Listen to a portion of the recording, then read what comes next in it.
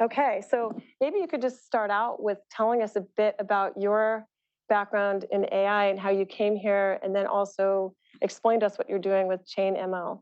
Sure. Well, I was actually interested in AI way back when I was in high school, and did some studying in the field back both in undergraduate and grad school.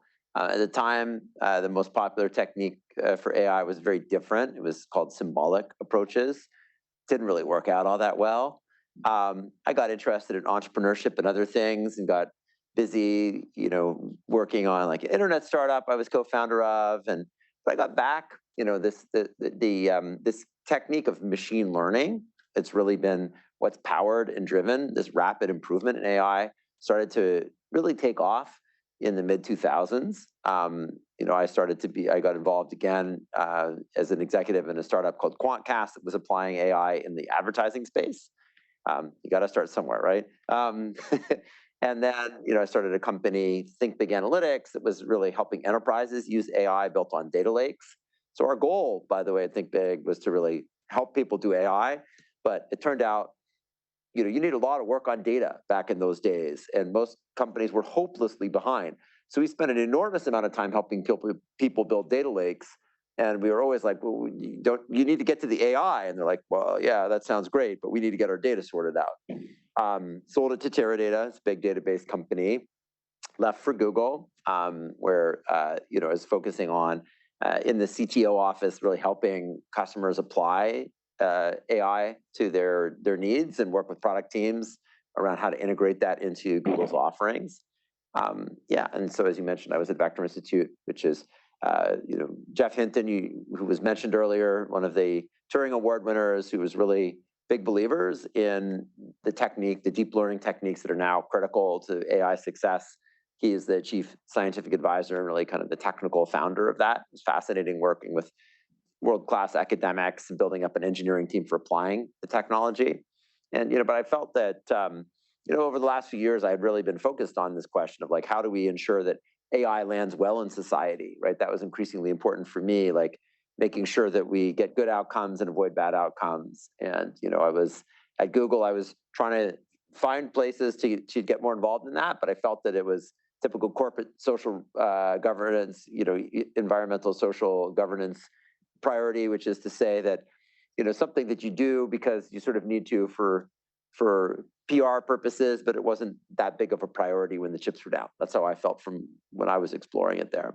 Went on to the Vector Institute, where was very excited to be involved also in the Schwartz-Reisman Institute, which is about technology and society, and sort of how do we think about policy around AI in particular. Some really nice novel approaches, like Gillian Hadfield, who leads the Institute, is a big advocate, and I think it's a good idea of saying, instead of trying to have governments regulate things by writing all the rules and expecting bureaucrats are going to spin up on and be the experts and know what's going on, try to use the free market and create market structures so that there's a market emerges for people to produce good outcomes. So require people to go out and work with third parties to get better outcomes, which I thought was interesting. I'm still involved as a volunteer at Schwartz-Reisman. But I got really excited with ChainML was the idea of, can we do something to democratize access to machine learning, to make it available to a larger set of people, to make it less concentrated in the hands of a few big companies that are controlling so much of this technology that's so important to us, and that also how to make it so it's composable, so it's easy to have different implementations, right? So like one of the first places where AI has come into contact with society and had a big impact, you may not think of it, but right inside here, when we're looking at our feeds, our endless feeds that are being tuned to make sure that we're spending as much time as possible. And oh, by the way, that engagement, the more enraged and anxious we are, well, it turns out that engages us more, and the algorithms figure that out too, right? So how do we do things like give people choice over what AI is actually they're encountering, right? I think the good thing about what's happened with social media and AI is it's given us a bit of a framework to think about what can go wrong and what do we want to do differently this time. Mm-hmm. But that was part of the motivation of creating ChainML, to create a more decentralized, open community in place to create AI. And recently we've been very focused on how do you build powerful agents using generative AI. So how do you build in prompting techniques and access to data and get agents that can do more useful things for you, that are built for a specific purpose, but that are in control, that you actually have some predictability and likely to produce useful results, and use them to mitigate the misinformation and not, spread it. Or you may have heard of agent technologies like AutoGPT. Who's heard of AutoGPT? Yeah. Okay, so yeah, it's pretty good mind share, right? It's like maybe a third of the room. It's a very simple idea. Someone said, hey, there's an API for ChatGPT. Let me tell it a high level goal and have it just break it down and just keep calling itself saying, what do I do next? What do I do next? And it doesn't usually work. It drives into a ditch and gets confused. One person, probably more as a protest or a warning, created Chaos GPT. Have you heard of this? They told AutoGPT, your goal is to destroy the world. Get to it, right? So this thing is still running. That's why none of us are scared. Yeah, it's right. Well, right now it's probably not capable, but it's it is intended to be a bit of a warning statement. I don't know about the wisdom of even doing that as a joke or a protest, but it doesn't work, right? That kind of simplistic idea of agents. But I think it is important to say, like, how are we going to build more powerful systems out of generative AI, which will happen, right? So how do we have a level of control and understanding and use them to reduce problems? So that's a big focus for us. And what would be an example of a typical type of customer that you might have with this? Yeah, so like we're working with a lot of infrastructure companies doing things like, we got Space and Time as a customer, as a database company, and you make it easy for people to do analytics and analyze information in a database without being a database expert or business intelligence tools expert, so they can ask questions and visualize and even forecast things, or make it easier for developers to integrate the product by generating code. And all of these things have multiple steps, right? It's like you prompt it, you have to give it context. If your API changed, you have to, because it turns out that GPT-4 and these models, like, they memorized information as of a while ago, because it's really expensive and takes a long time to train them. So they don't train them every day. They train them like every year or two, right? So if you may have seen this with ChatGPT, it says, yeah, my knowledge cuts off as of September of 2021. And it turns out that a lot of times things have changed since then. So you need to give new information, right? One question is this notion of the stochastic parrot.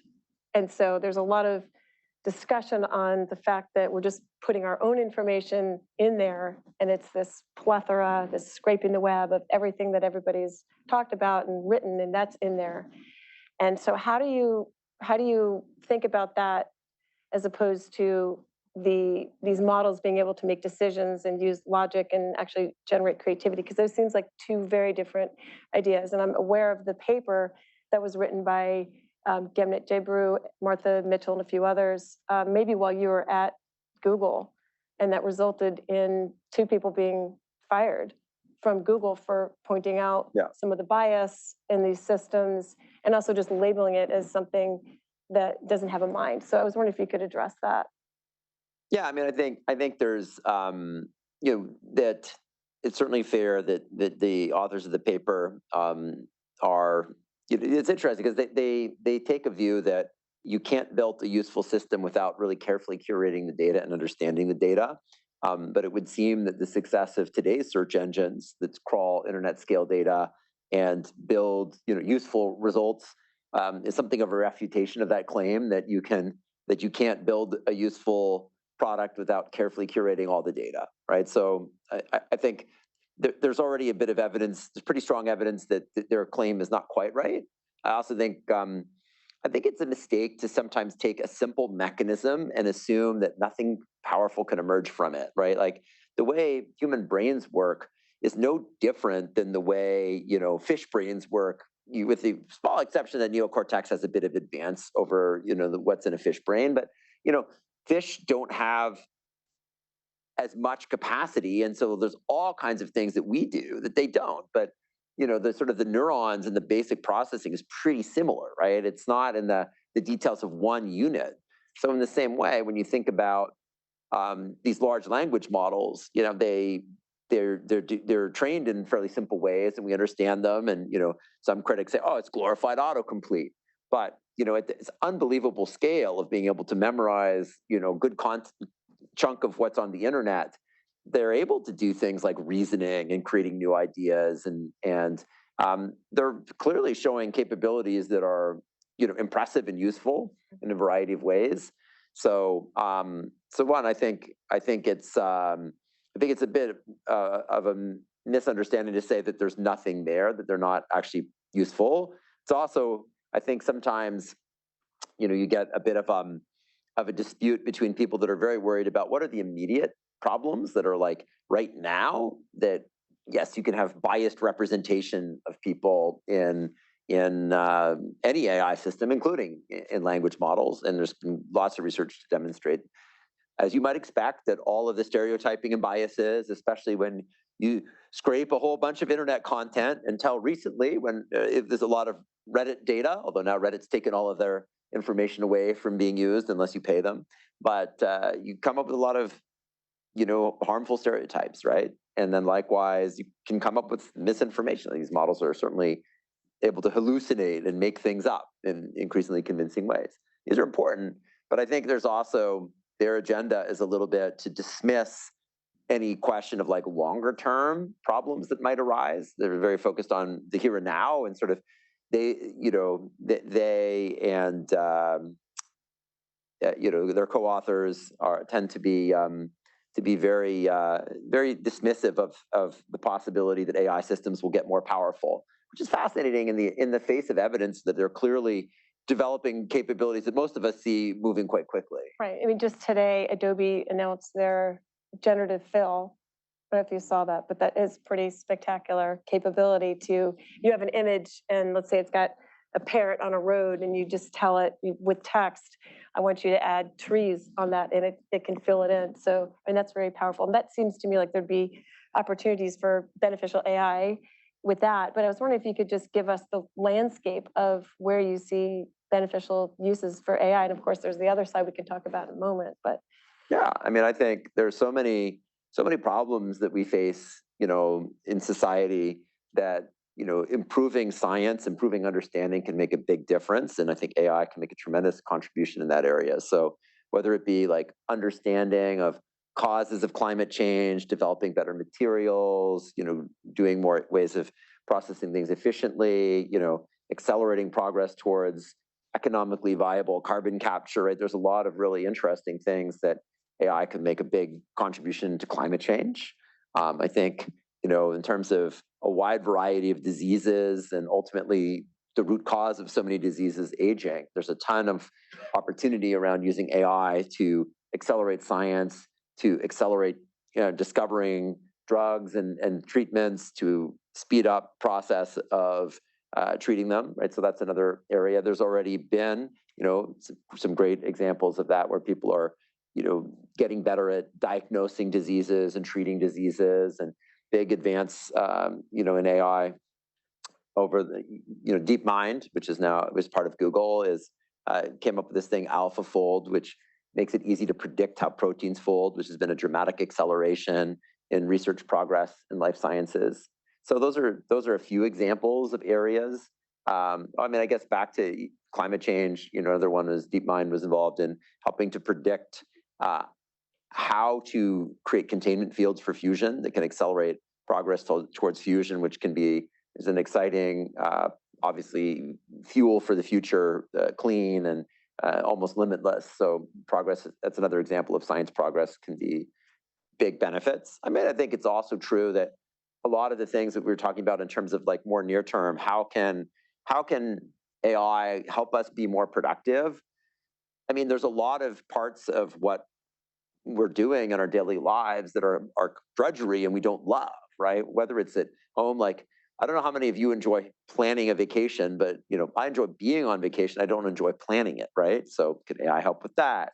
What about, there's a lot of drudgery in work too, right? And so relieving people from drudgery and things that they don't enjoy, I think those are positives as well. yeah, the World Economic Forum's report said there are about 14 million jobs that we displace, but many of them are sort of the lower level jobs. So that might leave room for new opportunities. And another one also is the education field, the one-on-one tutoring that Saul Khan has talked about, the 2 sigma problem, that you have the distribution for the classroom setting, but then 2 sigma increase in student performance when you have one-on-one tutoring, which is something that certainly AI could do.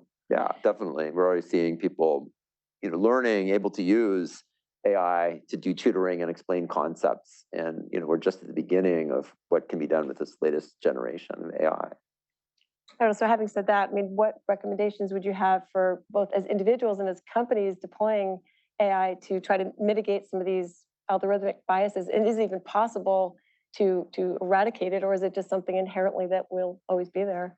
I mean, I think it's not possible to have, anything that's perfectly unbiased or lacking risks, right? I think it's important to have a set of principles around, what are your ethics, like what are your values, that might not just, so there's now been a lot of work on thinking about that, international bodies like OECD and World Economic Forum and so on have put forward various principles around trustworthy and responsible AI use. So organizations probably ought to adopt those and make them work well for their context. Sometimes that'll include things like things that you don't want to do as an organization. And that's not necessarily to say like this is something that's unethical, but if your organization doesn't want to be involved in creating weapons, right, then that can be a reasonable choice, even though a free society needs a military. So we do need people that are in military, and it's a thorny question of the arms race of using AI in the military, where it's probably a bad outcome for the world that you get more and more AI-driven weapons, but also would be bad if free societies unilaterally disarm. Anyway, so defining principles is one, and then you have to have a sense of governance. How do you measure and assess the risks and assess what you're doing? I think you have to have a kind of commensurate sense of like where are the big risks and how much effort do you put, in the sense you can't put overwhelming process on everything you're doing, but you do have to sort of have a process of doing some independent assessment to decide what are the potential downsides. And I guess it's just like building quality into a product, right? So you need to have a sense of, if you're using AI, how to do it responsibly. So this past week with Sam Altman from OpenAI and others presenting in the congressional hearings, they were advocating to some degree for self-regulation. They're open, it seems, to regulation from outside, but also this notion of, well, they don't know it like we know it. We're the only ones that can really know what to do. What are your thoughts on that? Yeah, I mean, I didn't necessarily hear Sam saying that, or certainly Gary Marcus either. I mean, I would say the IBM delegate sort of took a more traditional industry view of light touch, go with regulating use cases. But I think because so much power is being concentrated into the training of these really powerful general purpose AI models, you have an important point Sam made, and Gary also, in that I totally agree with, is there's this opportunity to say, let's really regulate this core foundational technology that's having a big impact, right? So just like, if you look at the European Union's regulation, the Digital Services Act to deal with social media, their heavy regulation comes for very large online platforms where there's 100 million users in the European Union.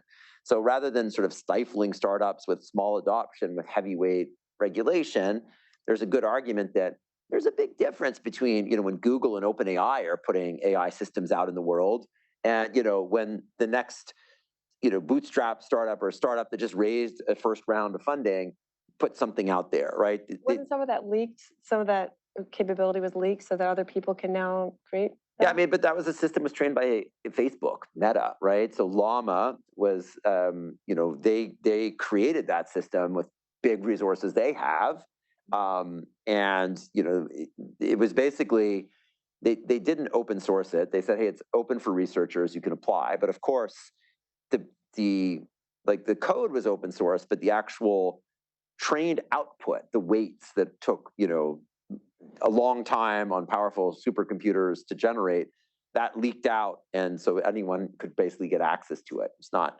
licensed for use, but lots of people were playing with it and using it. So I mean, the argument there is that if you have these people that are either have wide adoption of their AI, or are alternatively, systems that are being trained with massive amount of resources, right?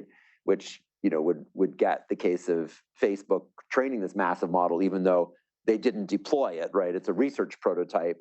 Like there's an argument you could regulate that. That was a lot of what was being discussed, is like, which I agree with a couple of the points, right? Like this idea of, hey, why don't we allow, have some kind of a licensing procedure, and you need to have independent review and audit of these large AI systems for safety and quality, before they get deployed at large scale. So I think there's a good argument for having some kind of a system, whether it's licensing, whether it's like the Digital Services Act, where the European Union has the right to mandate that researchers can independently get access to systems and data and study risks. So we're not just relying on the insiders in a big company to say, trust us, everything's okay. Especially when they've just scraped all this data without our consent and they're not necessarily paying creators. Well, Adobe, I think, is fixing that. I'm wondering, as an aside, if you think that some of these big LLMs will be shut down and have to restart because they're based on...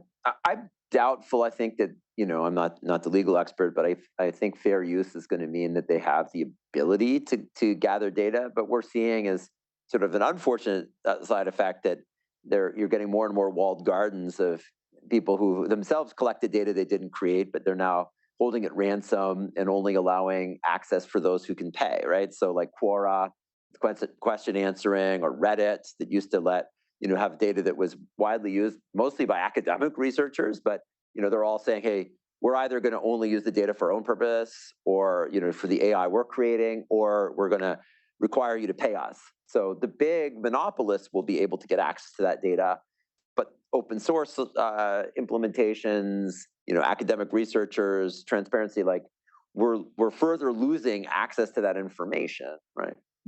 If we could go back for a moment to the regulatory oversight, that recently some of the federal agencies like the FTC and others have said, we already have our domains where we're already doing regulation. Do you think those existing regulations are sufficient, or do we need additional oversight to keep people safe from some of the harms of AI? Yeah, I mean, I think we would benefit from having, new oversight, because it's a systematic set of capabilities, right? These new AI systems aren't just being built to do one thing, but they can do a wide variety of things. And so, being able to test for security, safety, misuse is important, right? Like, we don't want somebody to create an AI model without safeguards and make it super easy to just flood the internet with misinformation before an election, or use it to make it really easy to create new weapons that could be deployed, like, hey,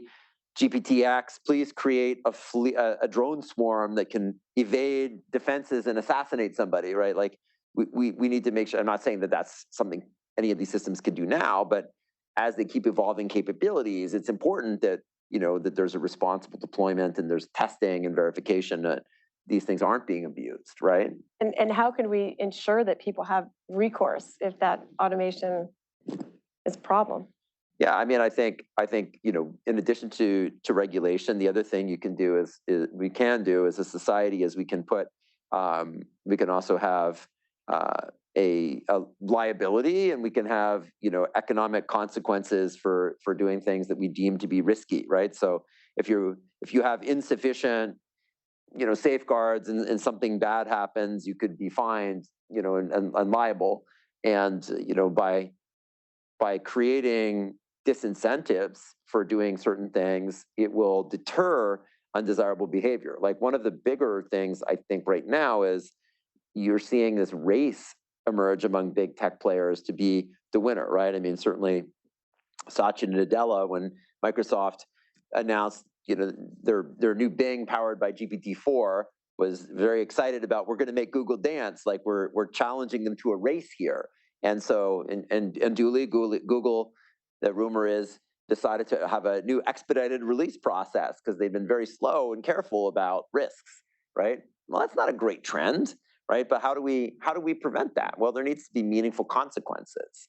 Now you have to watch in the sense that like a lot of times fines on these giant companies are viewed as a parking ticket, right? So, Facebook, getting fined a few $billions, or Google, like where they both are routinely getting these fines from different regulators, it's viewed as a cost of doing business rather than dissuading them from doing things that we don't want, right? I mean, I appreciate Lena Khan saying like, we need to, I think it was in the context of Twitter, she was saying we need to prevent recidivism of these big companies that are repeat offenders and not have them take the stance that they can flout the law and it's okay, they can just pay a little fine and keep going, right? So if we're going to use fines for incentives, they better have enough teeth that it actually produces the desired behavior, right? What would be some other ways you might be able to hold them accountable? I mean, so I think it's important to be able to also have independent oversight and review. Like, in order to know where the risks are, we need to have independent researchers be able to look at things and measure them, right? So there's a good argument why, increasingly more of the AI research is being done in secret. Some of it is for commercial advantage, and some of it is for concern over misuse. But it's a concern when a field that's long been very open and publishing research and third parties can understand and review, and suddenly you're seeing reports coming out on these powerful new systems that deliberately don't tell you anything about what they were done or what data they were trained on, and that raises the question: how do you make sure that it's the work is being done in a responsible way, and what are the unintended consequences? How do you think we could leverage AI to unleash human creativity and potential? I mean, I think it's happening, right? I mean, I think that the AI tools that we've created and are using already inspiring people, and so many people like Dane's example, who are maybe not visual artists, are now able to create images, and people who are like me are not good at writing poetry can put out something, and maybe it's not poetry that's going to get published in an anthology, but it'll get published, or at least it's useful. It can be nice to have. And there was a complaint that came out late last year in the wake of ChatGPT, I think a science fiction story contest, where they were complaining bitterly, like, all these people are using ChatGPT to write fiction. And it occurred to me that, like, what that meant is there's all these people that wanted to write science fiction stories, and it was daunting, and they didn't have the tools, and now they had the ability to do it. Right, and you better believe, like, if you've tried writing with ChatGPT, it wasn't like you just gave it, like this one prompt and it wrote you the story. You had to refine it and change it, so it was empowering all these people to write stories. Now, then you had a problem of, like, they didn't have the review bandwidth to review all this output, but people wanted to do it, and it let them be creative, right? Actually, some universities now too that are using AI to review the college transcripts, which is a little controversial. Yeah.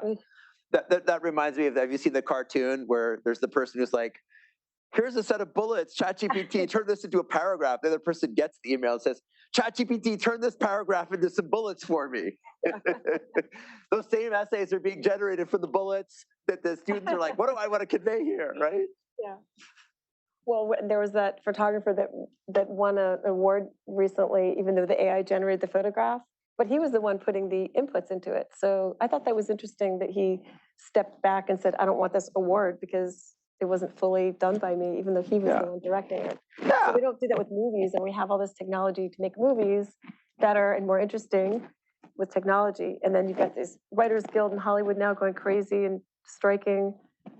Yeah, I mean, I think the creative process is changing. Like, you have new tools. I'm sure that when cameras came out, that painters thought that people who were taking photographs were cheating, and they weren't doing anything creative. It was just a cold touch of a mechanical button, right? I mean, so it's a new technology, and the skills change, right? Yeah, I want to ask you one other question, and then we'll let the audience ask a few questions. So there was this fake image of an explosion at the Pentagon yesterday, Right. And I think we kind of quickly realized that it was fake, but you could foresee that as the technology improves, that there will be more hazardous situations that people are going to be responding to. So how do you think we can protect ourselves against that? Yeah, I mean, deepfakes is already a big problem. Actually, one of the big areas where it's a problem is, it's being used to harass women with, synthetic pornography. It's being used to silence women, political opponents, or, disaggrieved former lovers, et cetera. So it's already a big problem, and it's only going to get worse, right? So, there are approaches to addressing deepfakes, like, there's a consortium, I know Adobe is part of it, around, providing end-to-end provenance and watermarking. So you can actually see, where an image was captured and have sort of a chain of custody to know, like, this was taken by this device, it was owned by this organization. So probably that kind of digital forensics will be really important, along with training people to be sophisticated to say, like, let me look at this. I mean, of course, the other side is we haven't needed deep fakes.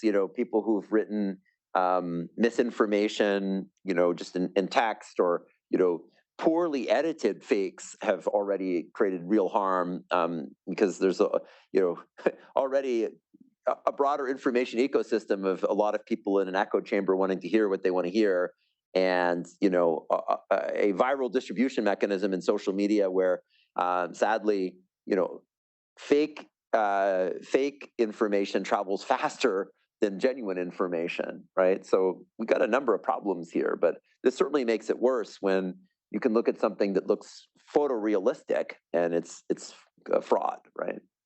Yeah. Okay, let me get the microphone. And if anybody wrote any questions on the card, let me know. If not, I'm going to let you speak first. Oh, yeah, sure. Thank you. Sure.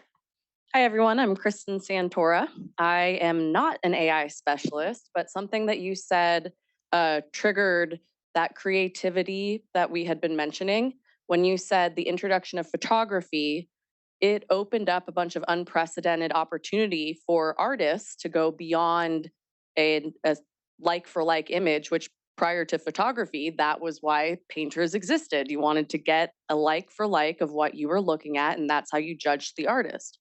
Once photography came into play, artists were wondering, what's our purpose now? And it opened up a whole new realm that we take advantage of now that, looking back, they didn't even think was possible.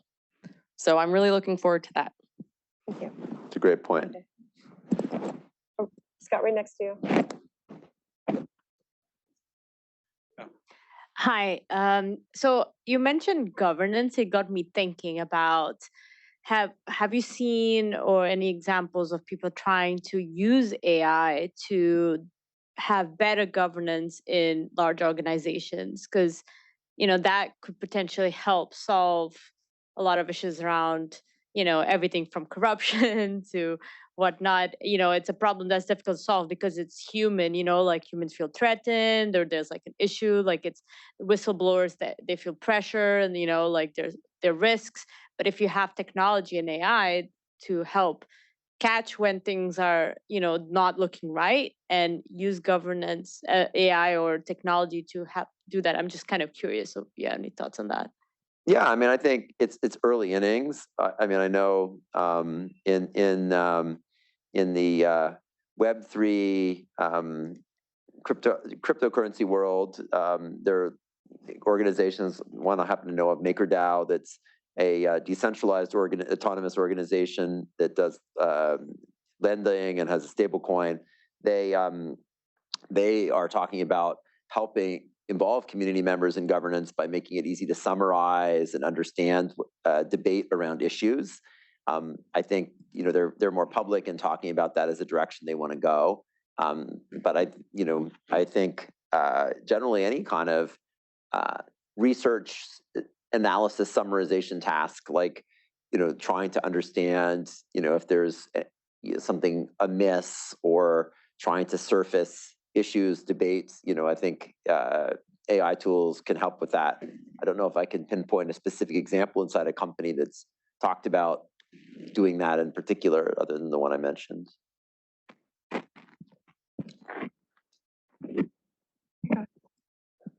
Yeah. Hi, Ron. I'm Vilas, and I have a question about decision making in businesses. So the way to go about it now is when we humans, we get some data, we produce insights. On those insights, we get create an analysis, and based on the analysis, we can take an action. Then we can evaluate that action and figure out was it good or bad. With the modern way of doing AI and neural networks, you sort of have a lot of data and you make it take an action, and you have a reward function that rewards that action. Was it good? Was it bad? Make more of the good ones, less of the bad ones. The more capable that AI becomes now and in the future, do you think that us humans and us businesses will harm ourselves by having this traditional way of getting the insights, getting the analytics, and then taking a decision, rather than just having an AI sort of rapidly take new actions and evaluate based on those? Yeah, I mean, I think it's a complex question. I mean, I think there's probably more than one framework that people are really using for taking action, right? I mean, there's people react very quickly to some things and very deliberatively about others. I also think that the way people are actually deploying AI and using it in processes will vary. Like, I think, to me, a big thing that is, we often spend a lot of time talking about a model. Researchers work on models, and so there's a big focus on that.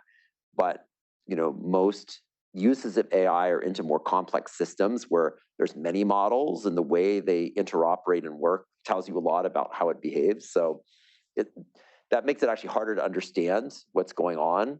And usually there's like two loops, right? There might be some inner optimization loop of how the models are working together, and there's an outer product optimization loop of product teams that are trying to take and change the way the product works, adjusting the models accordingly, right? So it's a complex interaction. I mean, I think it's safe to assume that human decision making will change even more quickly. I mean, human decision making changed a lot with ease, right? Like, we expect to have near instant communication and amazing amount of information at our fingertips.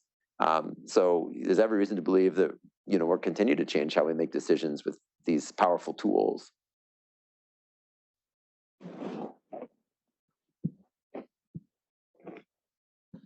Yeah, so fundamentally, it looks like Moore's law isn't keeping up with this kind of next exponential. So it doesn't look, from my kind of outsider perspective, that compute is going to get us better intelligence at this point, or at least at the speed at which we're developing. So where do you think the next unlocks are? Better algorithms, better approaches, or a fundamentally different way of computing? What do you think? Bigger data sets? Yeah, I mean, I think there's still been a fair bit of acceleration in building specialized processing to support AI, right? So whether it be GPUs that keep adding more parallel processing and more memory, that accelerate the capacity of the system, or specialized chips, ASICs. So there's still some room to improve hardware support specifically for AI, and that there's at least a decade of that, probably 2 decades of that, before it gets harder to see that happening. At the same time, there's rapid increases in software techniques, right? So we talked a little bit about, in the preamble, about transformers, which is a big improvement over earlier techniques. And there's a lot of work on what are the next refinements, the next things that are going to break barriers and create more capable AI. So I think that's going to continue. And then the other thing that's being done is just people are throwing more money at it, right? I mean, we don't exactly know what OpenAI spent training GPT-4, but the rumor is it's about $50 million, right? And so, what if you add these all up, we still seem to be on a curve that the effective amount of compute, when you multiply all those factors together, that's going into this biggest AI systems, is doubling every year. Now, will that last forever? Maybe it lasts 20 more years, right? And you get 1 million times more powerful system, right? That could do a lot. At that point, it gets harder to see. I don't know how much more you go up the cost curve from $50 million training runs.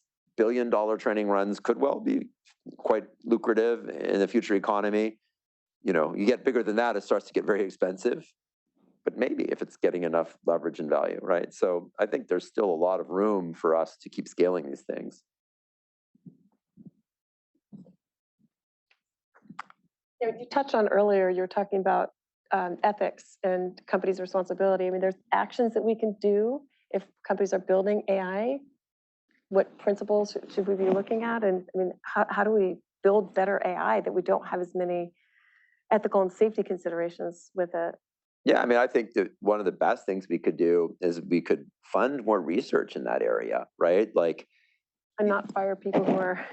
yeah, not fire people, but I think to expect that private for-profit companies are going to invest in a public good, which is safety and improving quality. I mean, they'll work on the necessary aspects to build their products. So regulation will help with that, and so can standards. But we ought to be investing a lot more in the fundamentals of safety. Like, that would be a great thing to see a major National Sciences Foundation funding effort around, for example, right? So I think we need to do more to create that across the research ecosystem. Mm-hmm.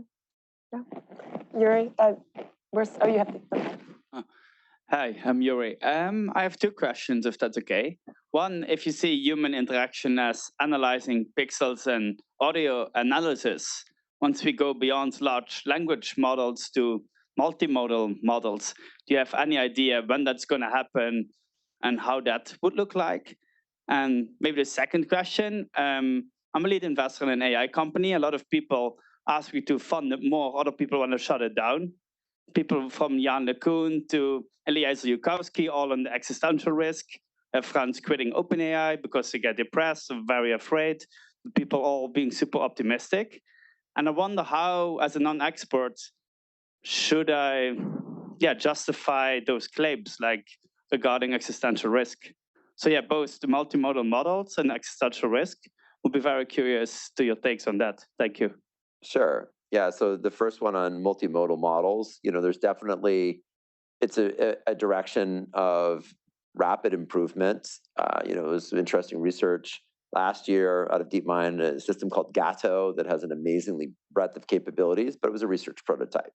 But we're seeing, that generally putting more diverse information in is creating, in these more powerful models, better capabilities. That's a big takeaway from that.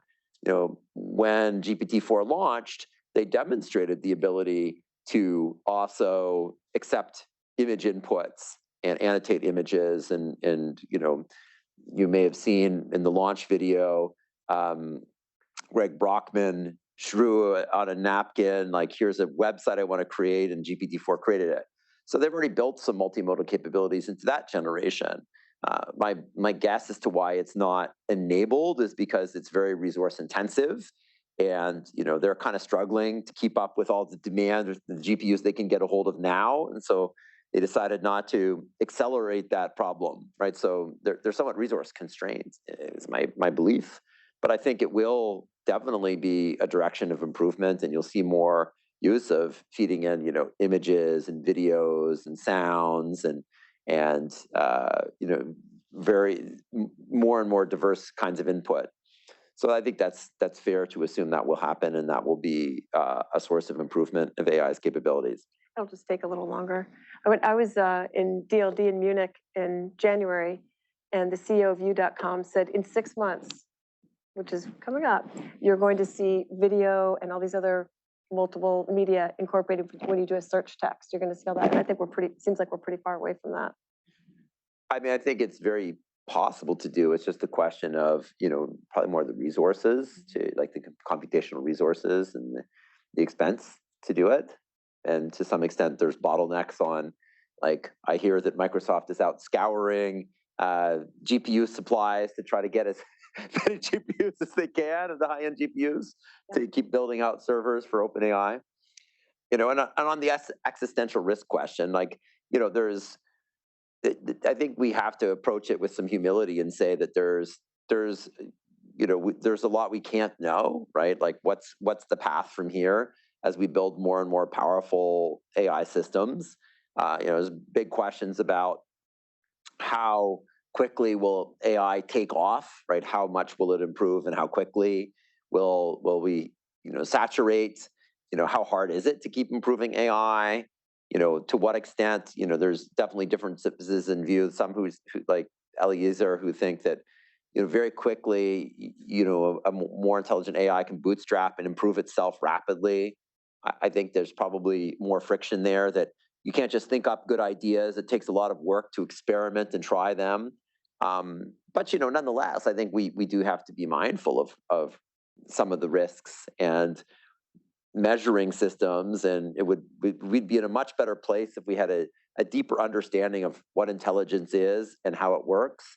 And wouldn't it be great if, instead of suddenly discovering new capabilities in AI models, we actually had a better idea of what was coming before we built them, that we actually started to have a predictive theory of how they work in a deeper way? I think we'd all feel a lot better in that situation. So what you're saying is we don't really know That's how right. they work? So Okay. basically, we train the next generation of the model, and we say, well, what does it do? Right? Let's try it out and see, like, is it capable of this? What happens when you have two AI competing with each other? Yeah, I mean, I think you'll probably get a lot of AI competing with each other, because, like, think about it. A GPT-4 or similar systems like Google's Palm, people are building lots of agents and systems using them, and they're not doing the same thing, right? They're all out there interacting, right? So I think that's one thing. When a lot of people talk about existential risk, they think about, like, there's going to be, basically, often it's sort of positioned as the world today, and then suddenly somebody invents a super intelligence that's like dominating power. It's the one thing in the world, and it can kind of control everything because it's super powerful. But that's not sort of the path we seem to be on, right? There's no evidence that there's some secret group far ahead of the entire world's research community in AI. Instead, it seems like we're a little recklessly in a race, and we're constantly rolling out new capabilities, and people are taking each other's ideas and they're applying them and building lots of systems. And it means that it's less likely that, like, a single thing will take over the world, in my mind. But there's an open question of how much it could speed up scientific progress. So I think I would not want to dismiss that concern, right? I think it's something we should be concerned about and we should take seriously. But then there's also, I think it's a good point. I think Robin Hanson has some good comments on this, saying, like, do we think we're going to have AIs that are going to basically respect the law or not, right? Like, start to decide that people are unimportant and they've got other goals and they'll trample over us. If they respect the law, and they sort of, society evolves where over time more and more powerful AIs have more and more influence, that's probably a better future than one where AIs decide that we're like ants and we're not important, right? Yeah, or the Nick Bostrom example, the paperclip. If you tell it to make paper clips, it could just take over everything, make paper clips out of everything. That's right. So, and in that case, the question is, like, is this really the only, in that scenario, the paperclip maximizer, it seems likely that there aren't a bunch of other AIs that are competing for resources that are similarly capable. It's, again, a sort of a single AI that sort of has the ability to impose its will on the world and relentlessly optimize its simple function. Yeah, it's certainly possible, right, that could happen. I think it's less likely than you'll end up with competing systems with AIs that will not allow one system to take over the world and use it for its purposes. But we don't know that. Or the consciousness issue. What do you think about that? Yeah, When well, it'll be sentient. we don't. Yeah, so I'm not an expert on it, but what I do understand is we have a very limited understanding of consciousness, and very difficult to really make progress on studying something that's such a subjective phenomenon. So while there are theories, different kinds, theories of what consciousness is, and those theories produce different results in terms of what an AI system might or might not be conscious. There's an ethical quandary here in two ways, right? One is, if you have a conscious system, then it surely has we have ethical responsibilities to it. We shouldn't kill it. We shouldn't torture it. We shouldn't enslave it, right? So we have a lot of obligations if we create conscious, sentient AI, to treat it as a worthwhile being. And then the other side, if we don't create sentient conscious AI, if the long-term outcome of humanity is that we've created AIs that go out and colonize the universe, but they're not conscious. Well, to me, that seems like a terrible outcome, right? That we've, instead of spreading the values of consciousness, we're spreading a cold, lifeless form through the universe. That would be very sad. Yeah. I don't know how we're ever going to resolve whether they are conscious. Mm-hmm. Are there any other questions?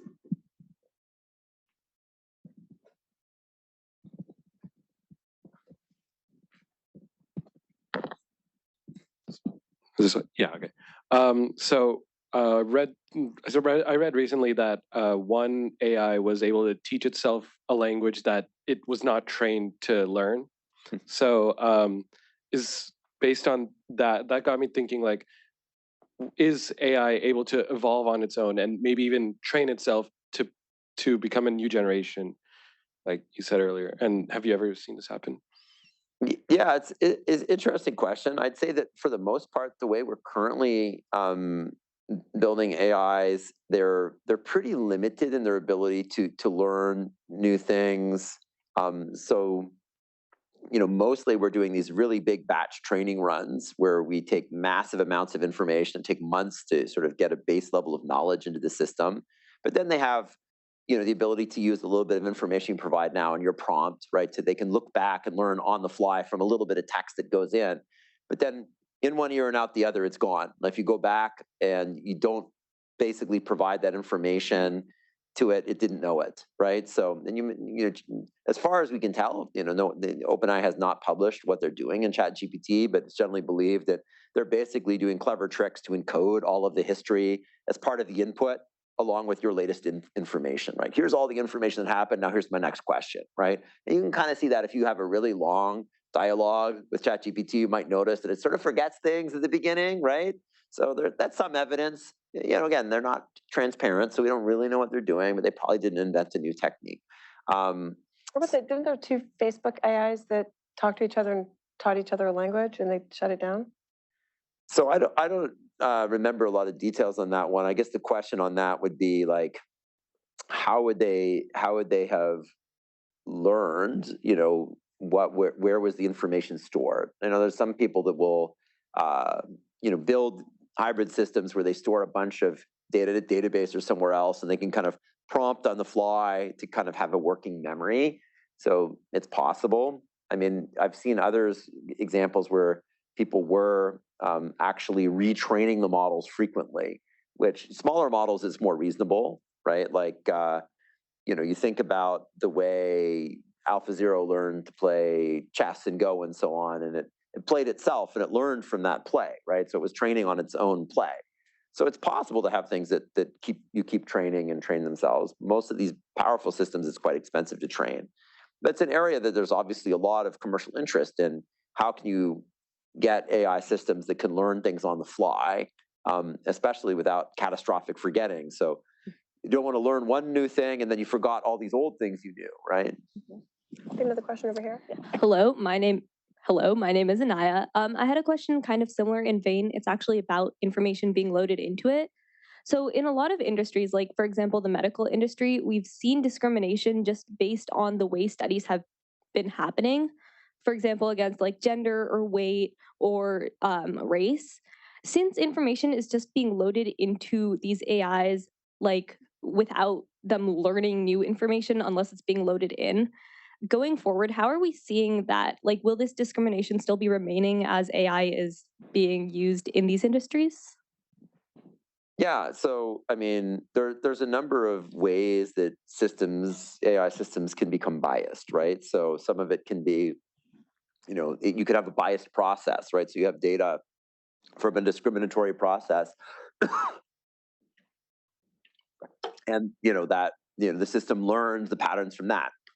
But simply underrepresenting information can be a problem, right? So if you don't have enough data, it can make the system perform worse, right? So Famously, this was an issue in the gender shades study that showed that face recognition programs were much worse at recognizing people of color, and even worse in intersectional groups, right? So, that was an issue. On the other hand, there was a fiasco where, in order to address a lack of representation of people of color, Google was caught in an unethical way of getting people to take their pictures to train their algorithms without their consent. So, one ethical harm led to another, right? This is the same company that had to apologize because it misidentified a Black couple as gorillas. Yeah, and as far as I can tell, they no longer will let you classify gorillas because they couldn't figure out how to fix it, and they didn't want to be embarrassed again. That's what I heard. May have fixed it by now, but but there's other sources of bias, but there's also techniques you can use, right? So you could oversample underrepresented information, as well as gathering more representative information, as well as trying to do things to correct for historical imbalances, right? I mean, there's an argument, and I think it's good. There's an op-ed, I think it was the New York Times a few years ago, called "Biased Algorithms Are Easier to Fix Than Biased People," right? Where there's more you can do if you take the time and you measure and you analyze things.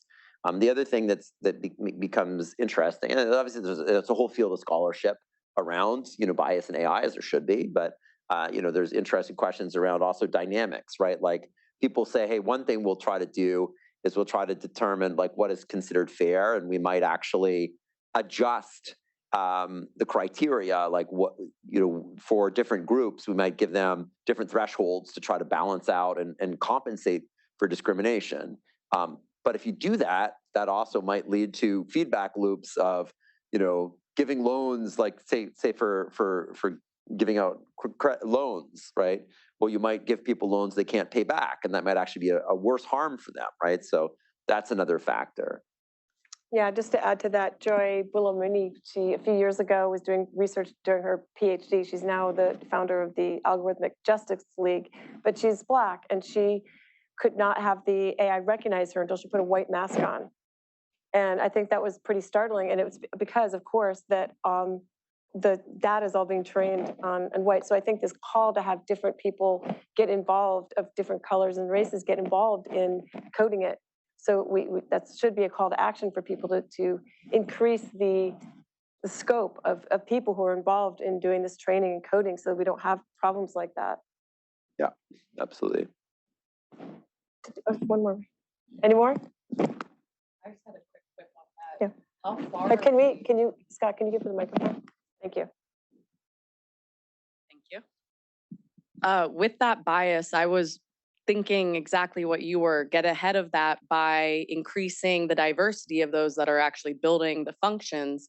How far are we from where we started, and then realizing that a bunch of the same people building something is going to, let's say it's all men and they're single color. Any diversity from that is going to be difficult. So I was just curious where you see that leading.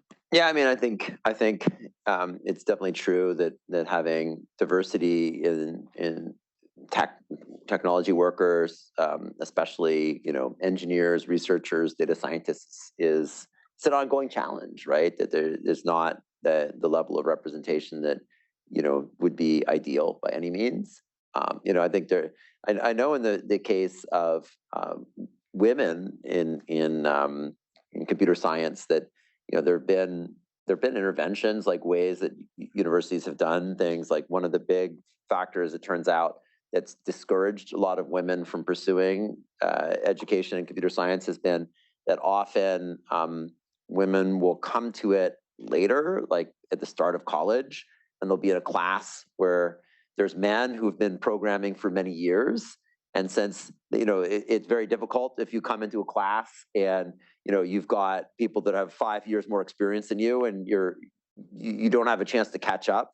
Like, my niece, she took a computer science class and decided, like, this is too hard for this exact reason, and she ended up becoming, now she's a principal software engineer. So she went back, she did a boot camp, she ended up finding her way, but it almost knocked her out of the career because of this, right? So, there are schools where they're doing a lot to try to address it, to have it so people who are new can actually learn without being with people that already are deeply experienced, and let them have a better onboarding experience to get in. So that can be one. But of course, it's not one factor, right? There's the whole question of how do you encourage and make people feel welcome, right? Yeah. And I think we also have to take action. We have to say something. So I will say something. When I first started playing around with Midjourney, I asked it to take a picture of me and make some representations of me, and they were so hypersexualized. And I thought there have to be men that are doing this, because it's not how I wanted to represent myself, but that's how it was showing up. And it was a little startling, actually, to me.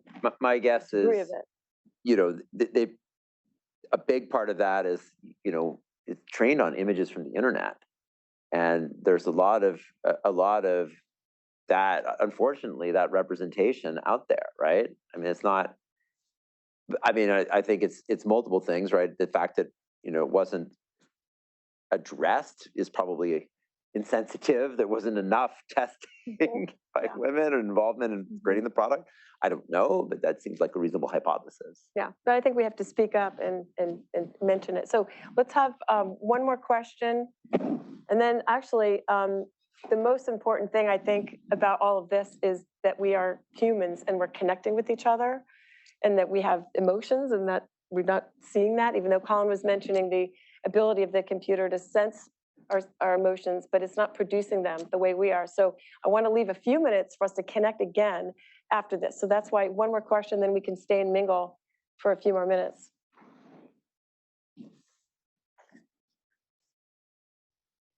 Thank you. Hey, Ron, how are you? I want to go back to the question of the prompt engineer. You were mentioning that the scene large language model has become so powerful, nobody knows, even OpenAI, and they train the model, and they don't know what their capabilities. So prompt engineering becomes so powerful now, means that for all the developers who want to build something on top of the generative AI, then you need to know how to talk to them. So as an application developer, we are a video creation company. We use generative AI to give us idea how to create videos. We had a long experience of trying to talk to them, get idea to effectively talk to them, and get their output and help us create video.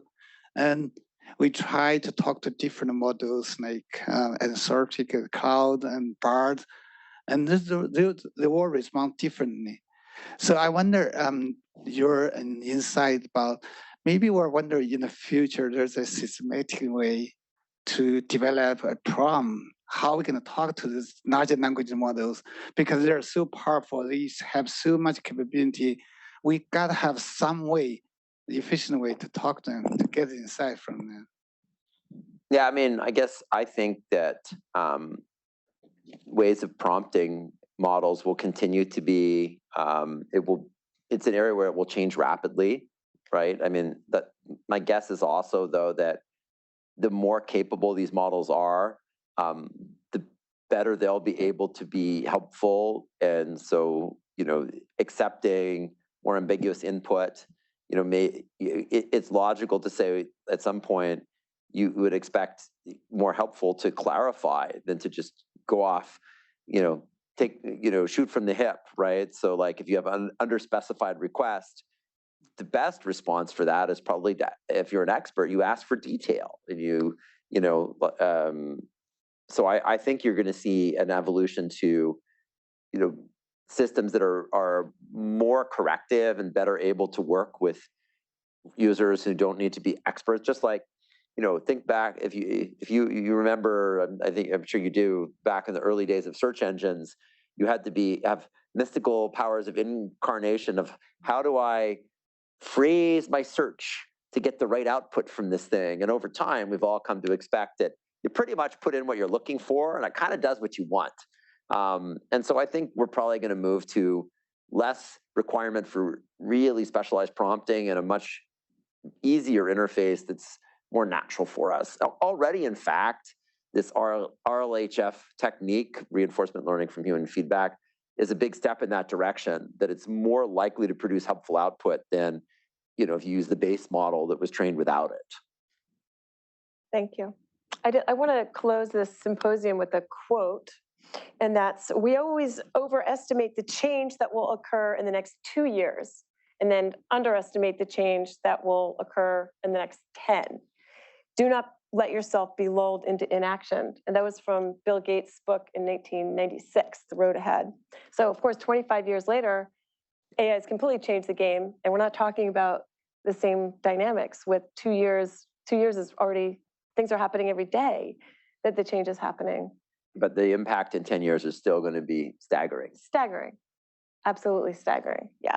And Bill Gates even says AI is like the most transformational technology in his lifetime. Yeah, it's absolutely the hugest change.